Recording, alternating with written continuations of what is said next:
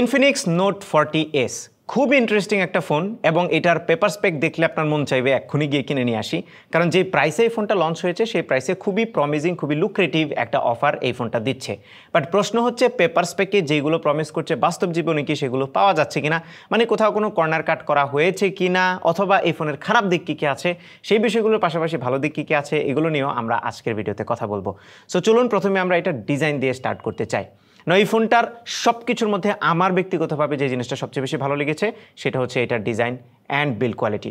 এই ফোনটা দুইটা কালার ভেরিয়েন্টে পাওয়া যাবে। আমার হাতে এটার ব্ল্যাক কালারের ভেরিয়েন্টটা আছে, অবসিডিয়ান ব্ল্যাক এটার কালারের নাম, এবং আরেকটা গ্রিন কালারের ভেরিয়েন্ট আছে যেটার পেছনে ভিগান লেদার আছে। আমি ওইটা প্রেফার করতাম, বাট আমার হাতে ব্ল্যাক কালার ভেরিয়েন্টটা আসছে, এটাও ভালো।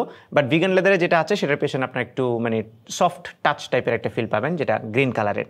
না, এই ফোনটার ডিজাইন ভালো লাগার পেছনে প্রথম কারণ হচ্ছে এটা খুবই স্লিক, হাতে নেওয়ার পরে এটা এত লাইট ওয়েট, মাত্র 176 গ্রাম হচ্ছে এটার ওজন, এবং খুবই স্লিম মনে হয়। স্লিম মনে হওয়ার কারণ হচ্ছে এটার 3D কার্ভড ডিসপ্লে এবং কার্ভড বডি, যার ফলে এটার সাইডটা একদমই থিন এবং হাতে নেওয়ার পরে আপনার কাছে খুবই লাইট ওয়েট এবং স্লিক একটা ফিল দিবে, যেটা আমার খুবই পছন্দ।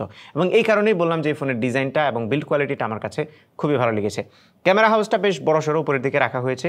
এই ফোনটার একদম উপরের দিকে যদি তাকান তাহলে একটা সেকেন্ডারি স্পিকার দেখতে পারবেন উইথ JBL ব্র্যান্ডিং, কারণ এটার সাউন্ডটা JBL এর টিউনড, এবং সেকেন্ডারি নয়েজ ক্যান্সেলেশন মাইক্রোফোনও আছে। আর নিচের দিকে USB-C পোর্টের পাশাপাশি প্রাইমারি মাইক্রোফোন, সিম কার্ড ট্রে এবং একটা বটম ফেসিং স্পিকারও দেখতে পাচ্ছি। না, এখানে আপনারা খেয়াল করলে দেখতে পারবেন যে হেডফোন পোর্টটা নাই, 3.5 মিলিমিটার অডিও জ্যাক দেওয়া হয় নাই। ফোনটা অনেক স্লিম, তারপরে আমার মনে হয় হেডফোন জ্যাক দেওয়া যেত। এই প্রাইসের ফোনে হেডফোন জ্যাক বা 3.5 মিলিমিটার অডিও পোর্টটা দেওয়াটা আমার মনে হয় দরকার ছিল। আর এই স্টেরিও স্পিকারটা থেকে খুব ভালো সাউন্ড এক্সপিরিয়েন্স পাওয়া যায়, একেবারে ক্রেজি লাউড না হলেও এনাফ লাউড ছিল, এবং সাউন্ডের কোয়ালিটিও আমার কাছে বেশ ভালো লেগেছে। এবারে সেই ফোনের সেকেন্ড যে জিনিসটা আমার কাছে সবচেয়ে বেশি ভালো লেগেছে সেটা হচ্ছে এই ফোনের ডিসপ্লে। এটাতে 6.78 ইঞ্চির একটি LTPS অ্যামোলেড প্যানেল দেওয়া হয়েছে, যেটা ফুল HD প্লাস রেজুলেশনের 120 হার্টজ রিফ্রেশ রেট আছে এটাতে। বাট এই স্পেকের বাইরেও এই ফোনের ডিসপ্লেটা সাইডে কার্ভড, এবং এটার উপরে নিচে চিন বা বেজেল যাই বলেন সেটা খুবই মিনিমাম, যার ফলে ফোনটা হাতে নেওয়ার পরে মনে হবে আপনি একটা আস্ত ডিসপ্লে ধরে রাখছেন, and that is a very good thing. এবং স্পেশালি যে প্রাইসে লঞ্চ হয়েছে এটা, প্রাইসটা আপনাদেরকে বলে দিই, এটা 26,999 বা 27,000 টাকায় লঞ্চ হয়েছে 8/256 GB ভেরিয়েন্ট। তো 27,000 টাকায় এই ডিসপ্লেটা আমার কাছে খুবই ভালো লেগেছে। এটার পিক ব্রাইটনেস 1300 নিট পর্যন্ত যায়। আমি ব্রাইটনেস নিয়ে তেমন কোনো প্রবলেম ফেস করি নাই। এটার colour reproduction was really good as well. 120 hertz refresh রেটের ফলে খুব স্মুথ এক্সপিরিয়েন্স আপনি পাবেন, এবং ডিসপ্লেতে কন্টেন্ট ওয়াচিং এক্সপিরিয়েন্সও ভালো ছিল। উপরের দিকে ক্যামেরা কাটআউটটাও ছোট, যার ফলে এই ডিসপ্লে থেকে সুন্দর কালার, টাচ রেসপন্স সব কিছুই একদম ঠিকঠাক ছিল।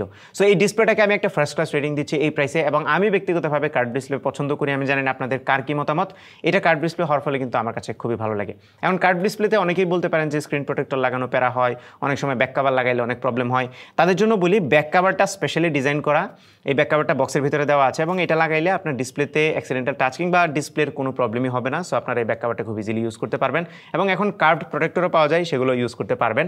আর কার্ভ ডিসপ্লের মজা পাইতে গেলে একটা জিনিস একটু ট্রেড অফ করতেই হবে, যেটা আমি করতে ইচ্ছুক, আপনারা কেউ করতে ইচ্ছুক হলে ডেফিনেটলি এই ফোনটা আপনার জন্য। এবার চলে আসি পারফরমেন্সে। সো এই ফোনটাতে 8GB র্যাম আছে, যেটা LPDDR4X টাইপের, এবং ইন্টারনাল স্টোরেজ যেটা 256GB, সেটা UFS 2.2 টাইপের। এবং এটাতে যে SoC দেওয়া হয়েছে সেটা হচ্ছে মিডিয়াটেকের Helio G99 আলটিমেট। এই G99 আমরা বহুদিন ধরেই দেখে আসতেছি, আলটিমেট জাস্ট একটু রিফ্রেশ করে নামটা চেঞ্জ করে দেওয়া হয়েছে, বাট আলটিমেট হচ্ছে G99। এবং এই G99 প্রসেসরের পারফরমেন্স নিয়ে আমরা মোটামুটি সবাই জানি, প্রুভেন একটা SoC, specially day to day লাইফে পারফরমেন্স আপনি তেমন কোনো প্রবলেমই ফেস করবেন না। অলদো 27,000 টাকায় আস্তে আস্তে এই SoCটাকে এখন একটু আন্ডার পাওয়ার্ড মনে হচ্ছে, বাট স্টিল আপনি দেখবেন ডে টু ডে লাইফে হেভি মাল্টিটাস্কিং থেকে শুরু করে অন্য যে কোনো কাজ, অ্যাপ ওপেনিং ক্লোজিং সব কিছু একদম স্মুথলি চলছে, এটাতে কোনো ধরনের প্রবলেম নাই। গেমিংয়ের বেলায় আপনি মিডিয়াম সেটিংয়ে যে কোনো ধরনের গেম খেলতে পারবেন। ফর এক্সাম্পল আমরা পাবজি, কল অফ ডিউটি মোবাইলের মতো গেমগুলো এটাতে খেলেছি, সেগুলো বেশ স্মুথ এক্সপিরিয়েন্স দিচ্ছিল। ফোন খুব একটা গরমও হচ্ছিল না লম্বা সময় গেম খেলার পরেও, যতটুকু হচ্ছিল ততটুকু স্বাভাবিক, একেবারে যে হচ্ছিল না তা না, বাট সেটা খুব এক্সেসিভ না, আনবিয়ারেবল না, বা পারফরমেন্সের থ্রটল হবে খুব বেশি, সেরকম হিট আমরা এটাতে পাচ্ছিলাম না। আর ফোনের পারফরমেন্সের পেছনে সেই ফোনের সফটওয়্যার বা UI কিন্তু খুব ভালো একটা রোল প্লে করে। এই ফোনটাতে out of the box Android 14 পাচ্ছেন, যার উপরে XOS আছে। সো এই UIটা নিয়ে আমরা এর আগে অনেক কমপ্লেন করেছি, বাট আমি খেয়াল করছি আস্তে আস্তে এটা অনেক ডেভেলপ হচ্ছে। দু একটা ব্লোটওয়্যার আছে যেগুলো ইজিলি আপনি ক্লিন করে ফেলতে পারবেন। এর বাইরে এটা বেশ ইনটুইটিভ, এবং এটা খুব স্মুথ এক্সপিরিয়েন্স আপনাকে প্রোভাইড করবে। কোনো ধরনের ল্যাগ, হিকাপ কিংবা UI রিলেটেড কোনো প্রবলেম আমি ফেস করি নাই। সফটওয়্যার সাইডে আরেকটা ভালো ব্যাপার হচ্ছে ইনফিনিক্স অফার করছে আপনাকে 2 ইয়ার্স মেজর অ্যান্ড্রয়েড আপডেট, যেটা খুবই ভালো লেগেছে আমার কাছে, এবং 3 বছরের সিকিউরিটি প্যাচ আপডেটও আপনি পেয়ে যাবেন। চাইনিজ ফোনগুলোতে এই সফটওয়্যার আপডেট নিয়ে প্রমিস খুব একটা বেশি ব্র্যান্ড করে না, সেই জায়গাতে এই প্রমিসটা দেখে বেশ ভালো লাগছে যে 2 বছর পর্যন্ত অন্ততপক্ষে আপনি নিশ্চিত থাকতে পারবেন 2টা মেজর অ্যান্ড্রয়েড আপডেট সহ। এবার আসি ক্যামেরায়। এটার পেছনে 108 মেগাপিক্সেলের প্রাইমারি ক্যামেরা আছে, আর একটা 2 মেগাপিক্সেলের ম্যাক্রো লেন্স দেওয়া হয়েছে, আর একটা কি লেন্স, প্রবাবলি এআই লেন্স দেওয়া হয়েছে। দুইটা লেন্স খুব একটা ইউজফুল না, প্রথম যেটা 108 মেগাপিক্সেল এটাই কেবল ইউজফুল। আমার মনে হয় 27,000 টাকায় এখন একটা ট্রেন্ড হয়ে গেছে যে আলট্রাওয়াইড শুটার দেওয়া হয় না, এই ফোনেও দেওয়া হয় নাই, কমপ্লেন করতে করতে হাঁপায়ে গেছি, তারপরেও কমপ্লেন করবো যে এখানে একটা আলট্রাওয়াইড শুটার দিলে খুবই ভালো হতো। আর ফ্রন্ট ক্যামেরাটা হচ্ছে 32 মেগাপিক্সেলের। নাও রিয়ার ক্যামেরার পিকচার কোয়ালিটির কথা বললে ব্রড ডে লাইটে বা প্রপার লাইটে খুবই ভালো মানের ছবিটা প্রডিউস করতে পারে। শুধু একটাই কমপ্লেন, লাইট যখন একটু বেশি থাকে, স্পেশালি রোদে কিংবা খুব ব্রাইট লাইটের মধ্যে যদি ছবি তোলেন তাহলে হাইলাইটটাকে ঠিকমতো ব্যালেন্স করতে পারে না, একটু ওভার এক্সপোজড ফিল এটা দিচ্ছিল। ডাইনামিক রেঞ্জের পারফরমেন্সের বেলায়ও সেম, যদি স্কাই থাকে পেছনে তাহলে সেটাকে একটু ওভার ব্লোন করে ফেলার টেন্ডেন্সি আমি খেয়াল করছিলাম। তবে আপনি যদি পোর্ট্রেট মোডে যান তাহলে এজ ডিটেকশন ঠিকঠাক ছিল, মানে আহামরি একেবারে পারফেক্ট না হলেও কমপ্লেন করার মতো না। এবং পোর্ট্রেট মোডে আপনি একটু বেশি কন্ট্রাস্টি ছবি খেয়াল করবেন, এবং পোর্ট্রেট মোডে আবারও ডাইনামিক রেঞ্জের পারফরমেন্স মোটামুটি অ্যাভারেজ ছিল। এছাড়া লো লাইটে যদি ছবি তোলেন তাহলে ওকেইশ লেভেলের পিকচার আপনি পাবেন, এটা থেকে খুব আহামরি লেভেলের লো লাইট কোয়ালিটি আপনি পাবেন না। প্রাইস বিবেচনায় এটার ক্যামেরাকে আমি ডিসেন্ট বলবো, খুব ভালো না আবার খুব খারাপও না।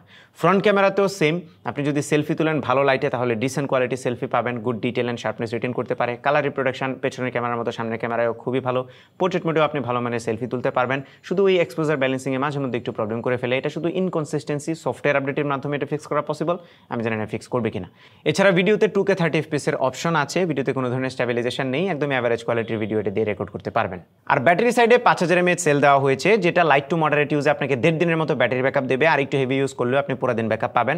আর এটা বক্সের ভেতরে 33 ওয়াটের ফাস্ট চার্জার দেওয়া হয়েছে, সো এই ফোনটা অ্যারাউন্ড 1 ঘন্টার একটু এদিক ওদিক সময়ের মধ্যে আপনি ফুল চার্জও করে ফেলতে পারবেন। ভালো ব্যাপার হচ্ছে এই ফোনটা ওয়্যারলেস চার্জিং সাপোর্ট করে, এবং আপনি চাইলে সেপারেটলি ওয়্যারলেস চার্জার কিনতে পারবেন। এই বাজেটে ফোন কিনে বেশিরভাগ মানুষই হয়তো বা ওয়্যারলেস চার্জার কেনার কথা চিন্তা করবে না, সো আমার মনে হয় ওয়্যারলেস চার্জারটা বক্সে ইনক্লুড করে দিলে অনেক ভালো হতো, তাহলে আমার মনে হয় প্রাইসটাও একদম পারফেক্ট হয়ে যেত। এর বাইরে এই ফোনের ইন ডিসপ্লে ফিঙ্গারপ্রিন্ট স্ক্যানার খুব ভালো কাজ করছিল, ফাস্ট অ্যান্ড অ্যাকুরেট ছিল, যদিও পজিশনটা একটু নিচের দিকে, বাট এটা এই প্রাইসের ফোনের জন্য ঠিকঠাকই আছে। এছাড়াও এই ফোনে সব ধরনের সেন্সর আছে, এটার কল কোয়ালিটি ভালো ছিল, নেটওয়ার্ক রিসেপশন নিয়েও কোনো ধরনের প্রবলেম আমরা ফেস করি নাই। না ফাইনালি যদি কনক্লুড করি, শুরুতেই যেরকমটা বলছিলাম পেপার স্পেক দুর্দান্ত, এবং 27,000 টাকায় এই ফোনটা আমার সাইড থেকে স্পেক ওয়াইজ একদম 100% রিকমেন্ডেড থাকতে পারে। শুধুমাত্র কয়েকটা জিনিসে আমার মনে হয়েছে যে একটু অ্যাডজাস্ট করা যেত। প্রথমত এই ফোনের ক্যামেরাটা আরেকটু বেটার করা যেত, অথবা একটা আলট্রাওয়াইড শুটার এখানে ইনক্লুড করা যেত। আমার মনে হয় এবার নতুন একটা এসওসির দিকে যাওয়া উচিত। তারপরেও পারফরমেন্স নিয়ে হতাশ হবেন না, কিন্তু স্টিল প্রাইস বিবেচনায় আমার মনে হয় এখন নতুন নতুন চিপসেট আসতেছে মার্কেটে, সেগুলো ইন্ট্রোডিউস করা যেত। এছাড়া বক্সের মধ্যে যদি ওয়্যারলেস চার্জারটা ইনক্লুড করে দেওয়া হতো এই প্রাইসে তাহলে দুর্দান্ত হতো। আদারওয়াইজ প্রাইসটা যদি 25 হতো বা আরেকটু স্লাইটলি কমানো হতো 27 থেকে, তাহলে আমার মনে হয় একদম জমে ক্ষীর হয়ে যেত। বাট স্টিল যে প্রাইসে এই ফোনটা লঞ্চ হয়েছে এবং এখানে যা যা অফার করছে তার মধ্যে থেকে এটার curve display, decent build quality, এটার ব্যাটারি ব্যাকআপ ভালো, ডিসেন্ট ক্যামেরা, পারফরমেন্সও ডিসেন্ট, মানে সব কিছু মিলে ওভারঅল একটা রিকমেন্ড করার মতো ফোন। তারপরেও পুরো ভিডিওটা আপনারা দেখুন, দেখে নিজেরা ডিসাইড করে নিন ফোনটা কিনবেন কি কিনবেন না। এই ছিল আমাদের আজকের ভিডিও। আশা করি ভিডিওটা আপনাদের ভালো লেগেছে। যদি ভালো লেগে থাকে তাহলে ভিডিওতে একটা লাইক দেবেন, কমেন্ট করে জানাবেন কেমন লাগলো, আপনার ফ্রেন্ডদের সাথে শেয়ার করতে একদমই ভুলবেন না।